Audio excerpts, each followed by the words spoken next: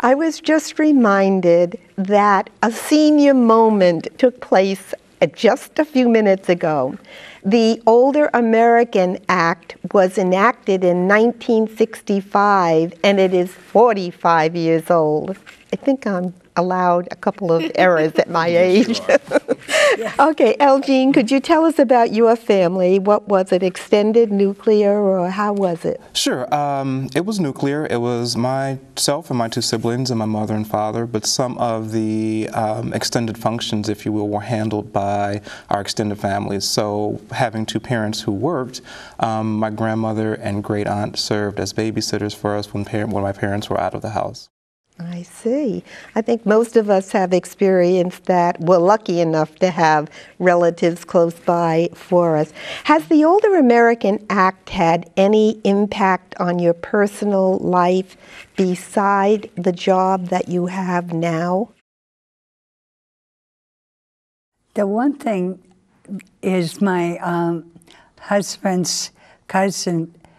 They're Italian, and Italians very rarely allow their family members to go into an institution. And presently, we call her my aunt, she's caring for her sister and in the home, and she does get visiting nurses. She does get people to help her with bathing, my other aunt.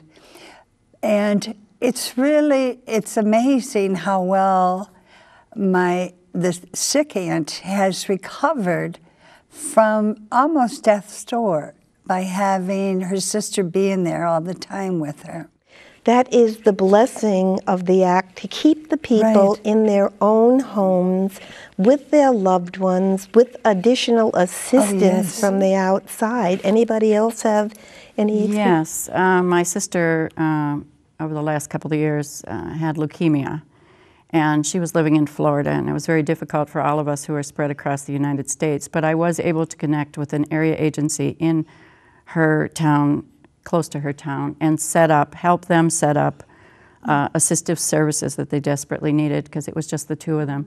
So having the knowledge and the connections was very, very helpful to her. That is really something. Anyone else here? Yes, it's given our family another level of comfort. My grandmother and grandfather are moving up in years and have a few health issues, but knowing that there are resources and supports available that they have access to has allowed us to help them stay in their home, which has been wonderful for them, and they attend church regularly and go grocery shopping, but know that they still have supports available.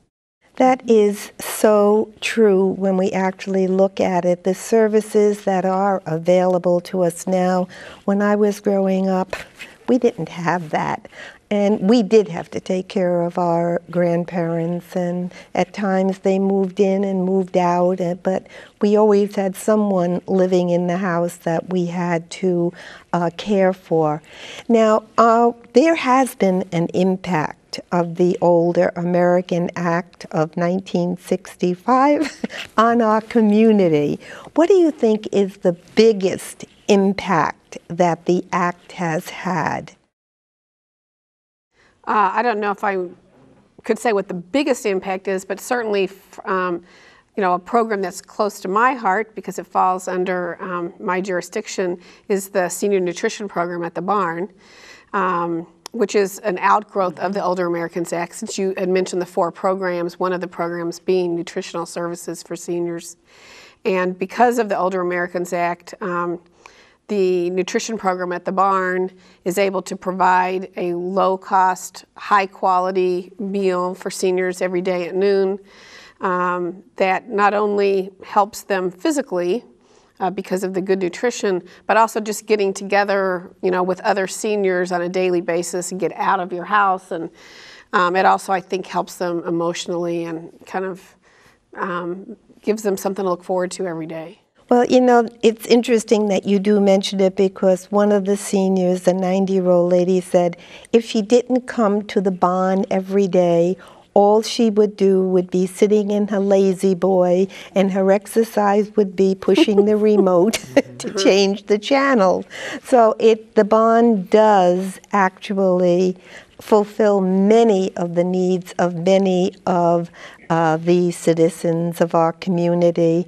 And now, since you talked about your organization, Elgene, what does your organization of Hoffman Estates do to help the seniors and help them fulfill their obligations? Okay.